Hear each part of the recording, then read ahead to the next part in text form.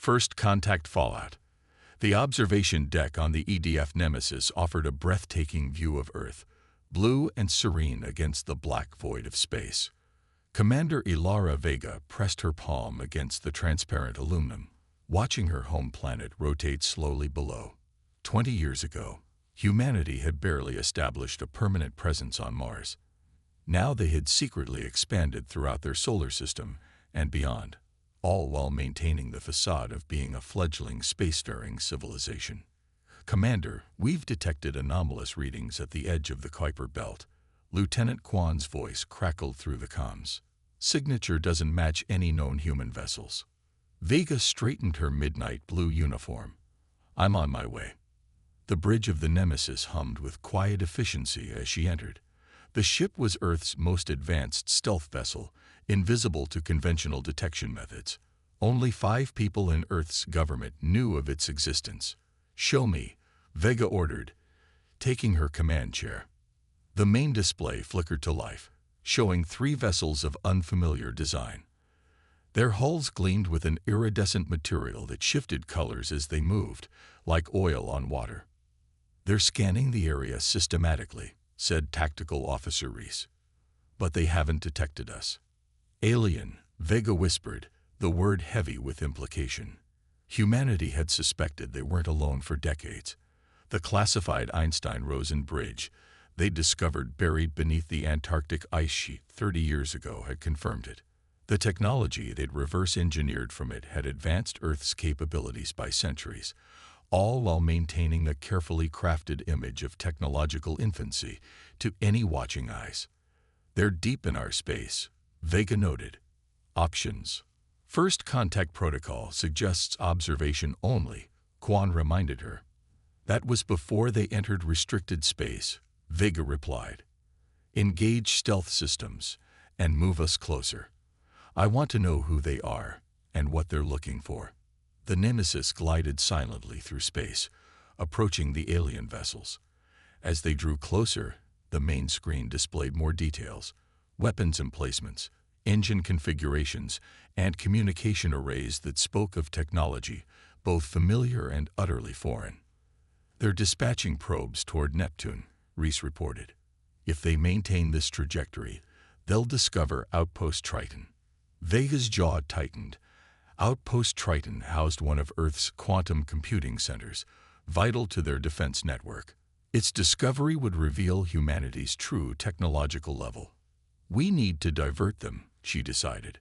Prepare a controlled energy pulse. Make it look like a natural phenomenon. Let's see if we can steer them away.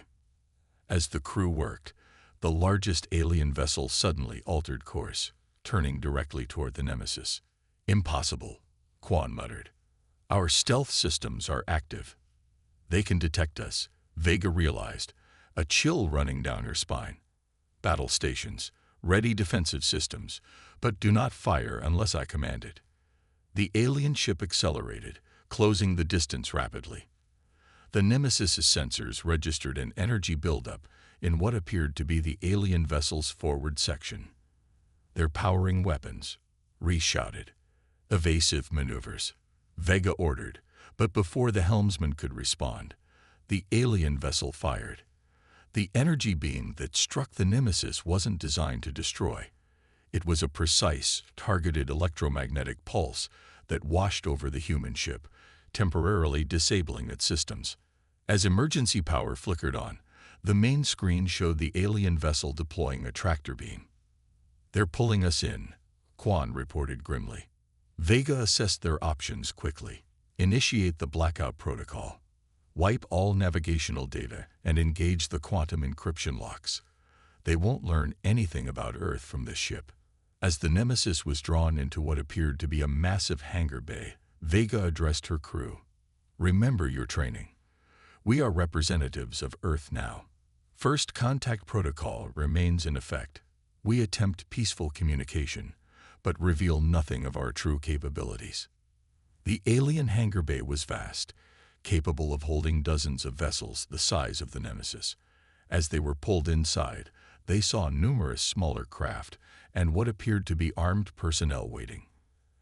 Atmospheric composition is compatible with human physiology, the science officer reported. Prepare for boarding, Vega ordered. Non-lethal defensive measures only. It didn't take long.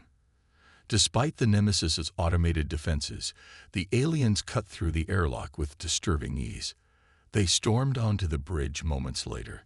Tall, humanoid figures encased in armor that seemed to flow like liquid metal, adapting to their movements. One stepped forward, removing its helmet to reveal a face that was almost human, but with eyes too large and skin that shimmered with faint bioluminescence. "You trespass in Kilonian space," it said in perfect English, surprising Vega. "Your vessel will be impounded and your crew detained for questioning." Vega stood tall, her expression neutral. "I am Commander Ilara Vega of the Earth Defense Force." "You are mistaken. This is Earth-controlled space. You are the trespassers here." The alien made a sound that might have been laughter. "Earth, the primitive world from the Sol system. Your species barely reached your moon 3 decades ago. You have no claim to this region." Vega's mind raced. They'd been watching Earth, but their intelligence was outdated. They didn't know about the Antarctic discovery or the technological leap it had enabled. "I suggest we discuss this diplomatically," she offered. "There is nothing to discuss," the alien responded. "You will be brought before the Archprelate. He will decide your fate." As Vega and her senior officers were escorted from the bridge, she activated the subdermal communicator implanted beneath her skin, a quantum-entangled device that couldn't be detected or blocked. Her silent message to Earth was brief but clear. First contact established. Hostile. Prepare. Archprelate Thozim leaned forward on his ornate throne, studying the human female with curiosity. The grand audience chamber of the Kilonian flagship Eternal Dominion was designed to intimidate, with its towering ceiling and guards positioned at every corner. Yet this human showed no fear. "You claim to be a military commander," Thozim said, his translator converting his complex tonal language into English. "Yet your vessel bears no significant weaponry and your technology is rudimentary." Commander Vega stood straight, hands clasped behind her back. "The Nemesis is a science vessel. We were conducting astronomical surveys." "In restricted Kilonian space," added High Admiral Krax, standing to Thozim's right. "As I've explained," Vega responded calmly. "Earth recognizes no Kilonian claim to the Sol system or its surrounding regions." Thozim exchanged glances with his advisors. The human's defiance was unexpected. Either she was ignorant of the Kilonian Empire's might, or "Your species was classified as pre-interstellar just 20 years ago," Thozim noted. "Our observation posts reported you struggling with chemical propulsion and basic orbital habitats." Vega's expression remained neutral, but Thozim noticed a subtle shift in her posture. She was hiding something. "Perhaps your observation was flawed," she suggested. Thozim leaned back, drumming his elongated fingers on the armrest of his throne. "Search her vessel more thoroughly," he ordered. "Find whatever they're concealing." As guards escorted Vega from the chamber, High Admiral Krax approached the throne. "The human shows unusual confidence for a representative of such a minor species," he observed. "Indeed," Thozim agreed. "Either they are fools, or they know something we don't." In the detention cell, Commander Vega sat motionless, eyes closed in apparent meditation.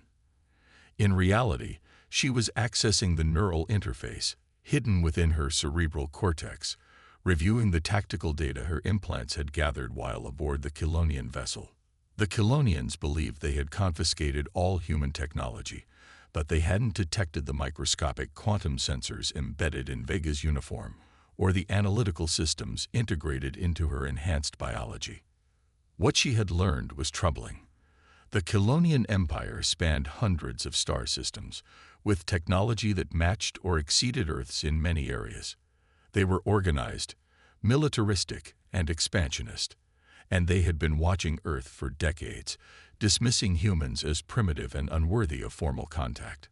Their mistake might be humanity's only advantage. The cell door slid open, and a Colonian officer entered.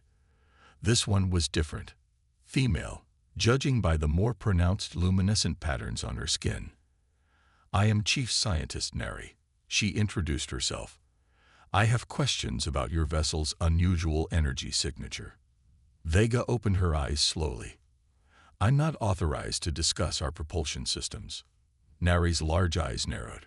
"We detected quantum fluctuations consistent with advanced space-time manipulation. Such technology is beyond your species' capabilities according to our records." "Perhaps your records need updating," Vega suggested mildly. "Perhaps," Neri agreed. "Or perhaps you found something. Something not of human origin." Vega's expression didn't change, but her pulse quickened. The Colonian was too close to the truth. "We've analyzed your star charts," Neri continued. "They show knowledge of regions you couldn't possibly have explored with your known technology." "You're making assumptions based on incomplete information," Vega countered. Neri stepped closer. "The Archprelate believes you are hiding something. He has ordered a full neural scan." Vega stiffened. A neural scan would reveal her implants and access her memories. Earth's secrets would be exposed. That would be considered an act of war, she warned. Neri tilted her head. "War? Between the Colonian Empire and Earth?" She made that sound like laughter again. "Your entire planet couldn't stand against a single Colonian battle fleet." As Neri turned to leave, Vega activated her emergency protocol. The neural implants would begin a controlled data purge, protecting Earth's most critical secrets. But the process would cause her significant pain and possible neural damage. It was a price she was willing to pay. The Colonian High Council chamber erupted in chaos as Admiral Krax presented his findings. "The human vessel contained technology that defies our understanding of their capabilities," he explained, projecting images of the Nemesis's engine core. "Their power generation systems utilize principles of quantum manipulation that our scientists have only theorized." "Impossible," declared War Minister Vex. "Humans are barely interstellar. Our last survey confirmed this." "Our last survey was 18 years ago," countered Intelligence Director Mira. "We deemed them unworthy of close observation." Archprelate Thozem raised a hand for silence. "What of the human commander?" "She resisted the neural scan," Admiral Krax reported. "When our technicians attempted to force compliance, her brain exhibited unusual activity patterns, some kind of self-destruct mechanism for her memories." "Barbaric," muttered one council member. "Or desperate," suggested another. Thozem considered this information carefully. "If humans have advanced so rapidly, they may possess other technologies we haven't detected. Director Mira, dispatch intelligence vessels to the Sol system immediately. I want comprehensive surveillance of Earth and all its colonies." "What colonies?" asked War Minister Vex. "They have one small outpost on their moon and another on Mars." "So our records indicate," Thozem replied. "But our records have proven unreliable." Lieutenant Commander Reese pressed himself against the corridor wall, breathing slowly to steady his nerves. For 3 days, he and the surviving crew members had been planning their escape. Now, with the Colonian ship in the midst of a maintenance cycle that temporarily disabled certain security systems, they had their chance. "The detention block is on level 7, whispered Lieutenant Quan, consulting the ship schematic they'd compiled from careful observation. "Commander Vega is being held in high-security Cell 3. Reese nodded. "And the Nemesis?" "Docking Bay 12. They've been taking it apart piece by piece." They moved silently through the corridors, using the stolen access codes from an incapacitated guard. When they reached the detention level, Reese activated the specialized device he'd assembled from components smuggled from various parts of the ship. The cell door slid open, revealing Commander Vega lying on a simple bed. She looked pale and thin, but her eyes were alert. "You're 3 hours late," she said with a weak smile. "Traffic was terrible," Reese replied, helping her to her feet. "Can you walk?" "I can run if necessary," she assured him, though her unsteady gait suggested otherwise. As they made their way toward the docking bay, Alarms suddenly blared throughout the ship. "They've discovered the breach," Quan warned. "New plan," Vega decided. "We need to split up. Quan, Reese, get to the Nemesis and prepare for emergency launch. I need to make a detour."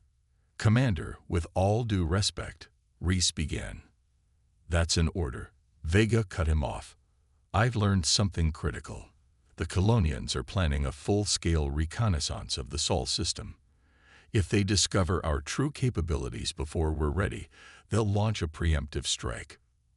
Reluctantly, Reese and Quan continued toward the docking bay while Vega headed in another direction, toward what her neural mapping had identified as the Colonian Command Center. She needed to buy Earth time. The Nemesis burst from the Colonian flagship's docking bay in a shower of sparks and debris. Its systems were damaged but functional, and Lieutenant Commander Reese piloted it with desperate skill, evading the pursuing Colonian interceptors.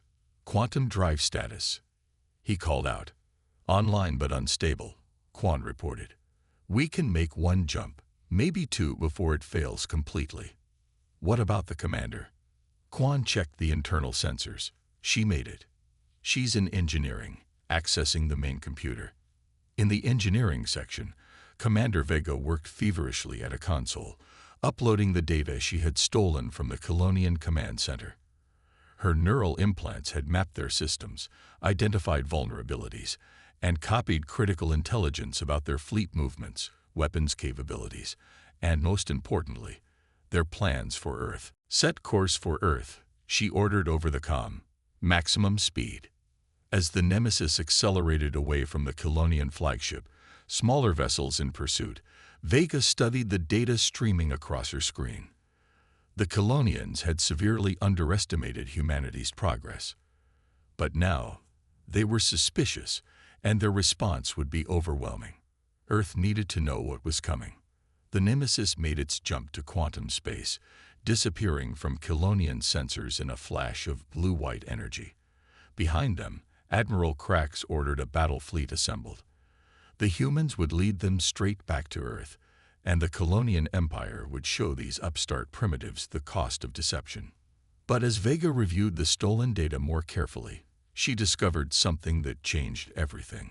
Something the Colonians had been hiding, evidence of a third player in this cosmic game, one that neither humans nor Colonians had anticipated. And it was heading toward both their territories. The revelation. Admiral Zorn surveyed his assault fleet from the command deck of the Colonian dreadnought Inevitable Conquest. 100 warships, representing the most formidable military force assembled in this sector in over a century, prepared for the jump to Earth's solar system. "The humans think themselves clever," he said to his executive officer, Commander Tyler. "Using stolen technology, pretending to be primitives while secretly building their capabilities. We still don't know the full extent of their deception, Admiral," Tylot reminded him. "The scout ship they captured escaped with sensitive data." Zorn's bioluminescent patterns pulsed with irritation.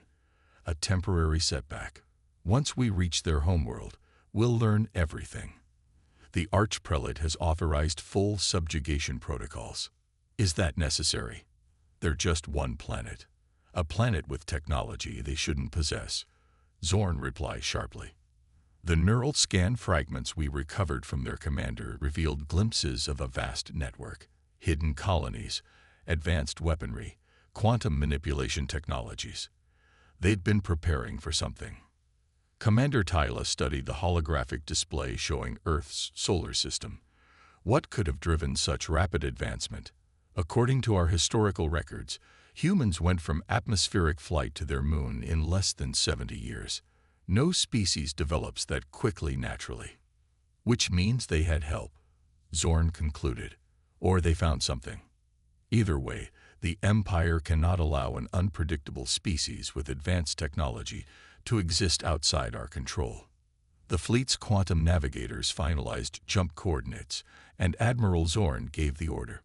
One by one, the 100 Colonian warships vanished into quantum space, bound for Earth with overwhelming force and a mission to ensure the Colonian Empire's technological superiority remained unchallenged.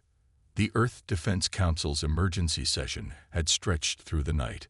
Commander Vega, still recovering from her ordeal aboard the Colonian vessel, stood before the assembled leaders of humanity's secret space program. "The intelligence I recovered confirms our worst fears," she explained, her voice steady despite her exhaustion. "The Colonians have assembled an assault fleet. They'll reach our solar system within 3 days." Defense Minister Chen leaned forward. Numbers and capabilities. Approximately 100 capital ships with supporting vessels. Their weapons technology is comparable to our Phase I systems, but their shield generation is more advanced. Their quantum drives are slower than ours but more stable. Secretary General Okoro, head of the United Earth Government, studied the holographic display showing the projected Kilonian approach. Recommendations. Admiral Hayashi, commander of Earth's hidden fleet, stood. "We have 47 warships ready for immediate deployment, with another 18 that could be operational within 48 hours. The solar system defense grid is at 92% capacity." "Not enough," President Mbeki of the African Union observed. "Not for a conventional defense," Admiral Hayashi agreed. "But we have other advantages." All eyes turned to Dr. Ismail, head of Project Lazarus, the classified program responsible for implementing the technologies discovered beneath the Antarctic ice. "The Colonians don't know about the Sentinel network," Dr. Ismail pointed out. "They're expecting a single planet with limited defenses, not an integrated system spanning the entire solar system." Secretary General Okoro nodded slowly. "It's time to reveal our true capabilities, not just to the Colonians, but to our own people. We've maintained this deception for 30 years, telling the public that our space program was progressing normally while secretly advancing centuries beyond that. The revelation will cause global shock," warned Representative Zhou from the Asian Confederation. "Better shock than subjugation," Commander Vega said quietly. The Secretary General made her decision. "Admiral Hayashi, deploy the fleet. Dr. Ismail, activate the Sentinel network." It's time humanity stood revealed. 3 days later, Admiral Zorn's fleet emerged from quantum space at the edge of Earth's solar system. The massive warships arranged themselves in attack formation as their sensors probed the space ahead. "Scans show minimal defenses," reported the tactical officer. "We're detecting a small orbital station around their moon, several installations on Mars, and numerous satellites around Earth itself. Nothing that poses a threat to this fleet." Admiral Zorn studied the tactical display with satisfaction. "Their technology may have advanced beyond our expectations, but their military capabilities appear limited. Perhaps the intelligence we gathered was exaggerated." "Sir," interrupted the sensor officer, "we're detecting unusual energy signatures throughout the system. Faint quantum disturbances that don't match known phenomena." Zorn frowned. "Source: unclear, Admiral. The readings are coming from multiple locations, some from the outer planets, others from what appear to be empty space." "A detection grid," Commander Tyla suggested. "They know we're here." "It changes nothing," Zorn declared. "Proceed as planned. All ships, advance toward Earth at combat speed." As the Kilonian fleet accelerated into the solar system, the mysterious energy readings intensified. Still, no defensive forces appeared to challenge them. They passed Neptune's orbit without incident, then Uranus, then Saturn. "This is too easy," Commander Tyla murmured. When the fleet approached Jupiter's orbit, they received their answer. Across the vast expanse of space, points of brilliant blue light suddenly appeared, dozens, then hundreds of them, forming the three-dimensional grid that encompassed the Kilonian formation. Each point expanded into a swirling vortex of energy. "Quantum ruptures," shouted the science officer in alarm. "They're artificial."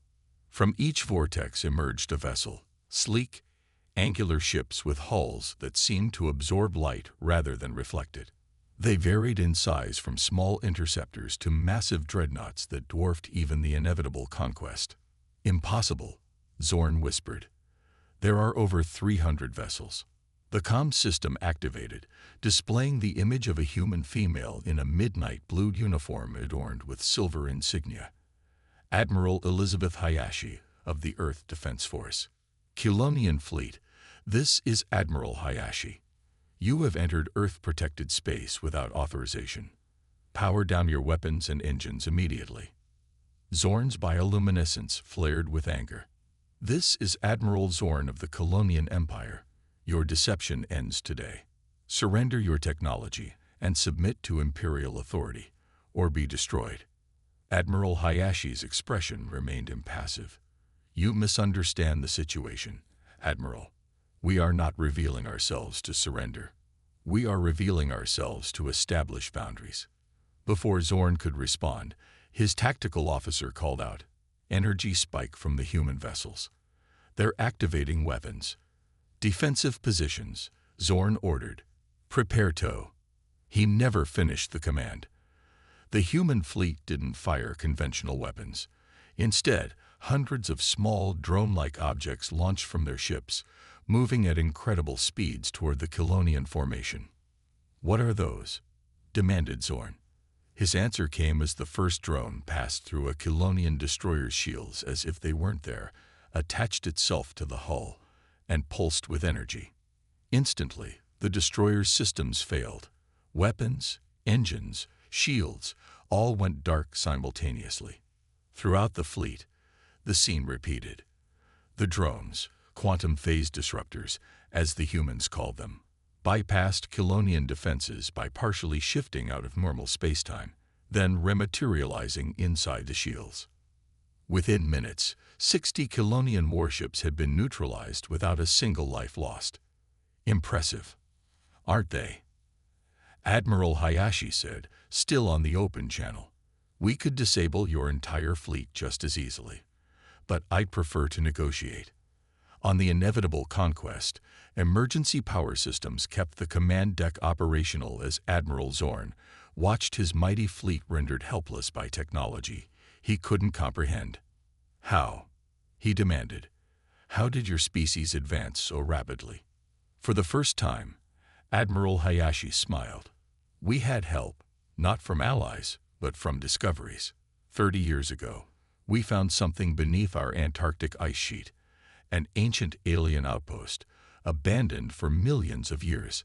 The knowledge we recovered there advanced our understanding of physics, materials science, and quantum mechanics by centuries."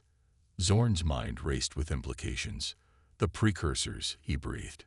"You found precursor technology." The precursors, a legendary species believed to have seeded advanced technology throughout the galaxy before mysteriously disappearing eons ago. The Kilonian Empire had spent centuries searching for their artifacts. "We kept our advancements secret," Hayashi continued, "because we detected your observation posts. We knew we weren't alone in the galaxy, and we didn't know if we could trust our neighbors. It seems we were right to be cautious." Added a new voice. Commander Ilara Vega stepped into view beside Admiral Hayashi. Admiral Zorn recognized her immediately. "The captured commander." Vega nodded. "I brought back more than just intelligence about your fleet, Admiral. I discovered something in your classified archives, something your empire has been hiding from its own people. On Earth, billions watched in awe as their governments revealed the truth that had been hidden for 3 decades. The Antarctic discovery, the quantum leap in technology, the secret space program that had established colonies throughout the solar system and beyond, all concealed beneath the facade of a conventional space program. And now, the confrontation with an alien empire that had dismissed humanity as primitives unworthy of concern. In the White House Situation Room, Secretary General Okoro and her advisors monitored the unfolding situation in real time. "Admiral Hayashi has disabled over half the Kilonian fleet," reported General Morris. "No casualties on either side." "And the package Commander Vega retrieved?" Okoro asked. Dr. Ismail nodded grimly. "Authenticated and analyzed. It changes everything." In space, Admiral Hayashi shared that same information with the Kilonian commander. "This data was buried in your most classified archives.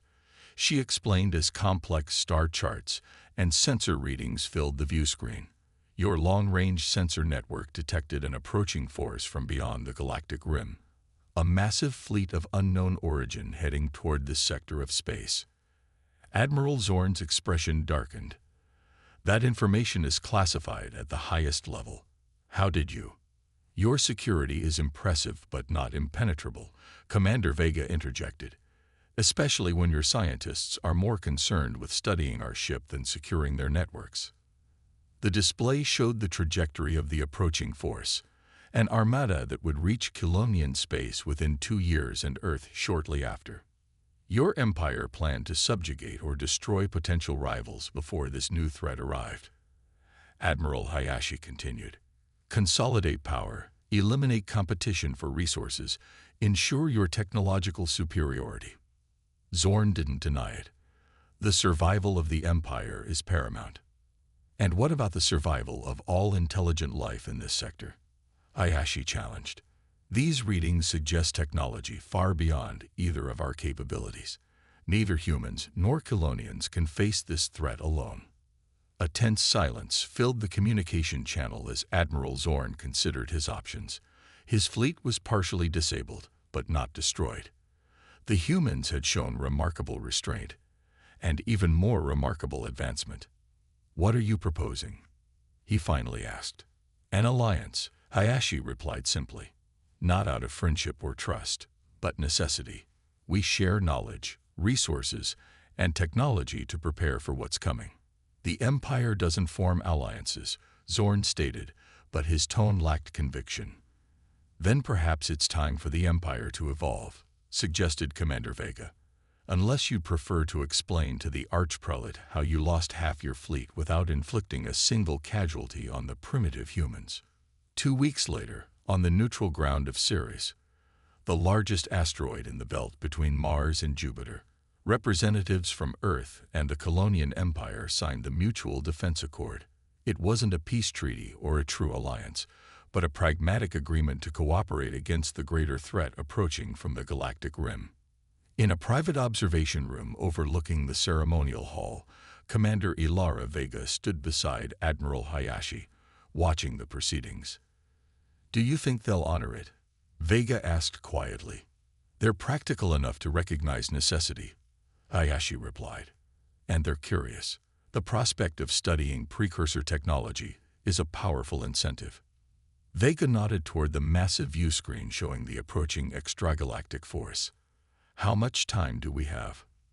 Based on their current speed, 26 months until they reach Kilonian space, another 4 to reach Earth. Is it enough time? Admiral Hayashi's expression was solemn. It has to be. On the other side of the observation room, Dr. Ismail approached with a data tablet. The preliminary analysis of the Kilonian quantum drive technology is complete. Combined with our phase shift capabilities, we might be able to develop a new generation of defensive systems. And offensive? Vega asked. That too, Ismail confirmed. But there's something else. He displayed a complex series of readings from the long-range quantum sensors directed toward the approaching threat. We've detected communication patterns within the alien fleet. Our linguistics eye has been analyzing them.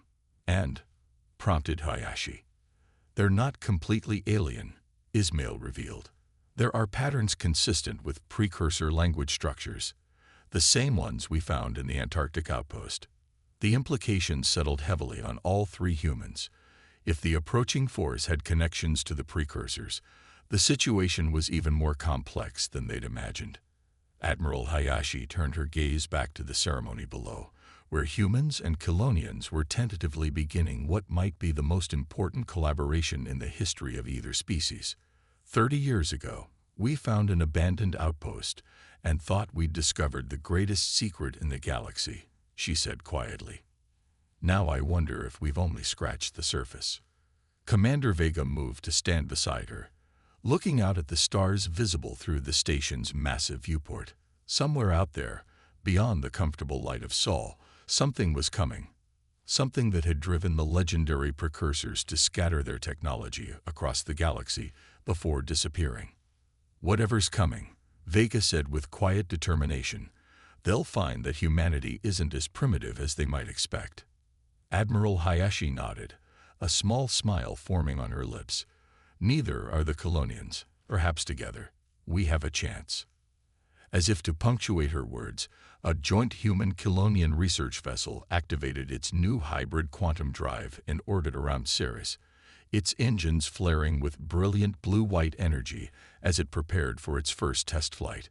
The ship, named Precursor's Legacy, was the first tangible result of the new accord, its very existence a testament to what could be accomplished when necessity overcame suspicion. The galaxy was about to change, and humanity, once dismissed as primitive and insignificant, would help shape that change. The unknown threat from beyond the rim would not find easy prey in this corner of the galaxy. They would find races united in defense, empowered by ancient knowledge, and driven by the most powerful force in any species' arsenal, the will to survive. And that, perhaps, was the greatest revelation of all.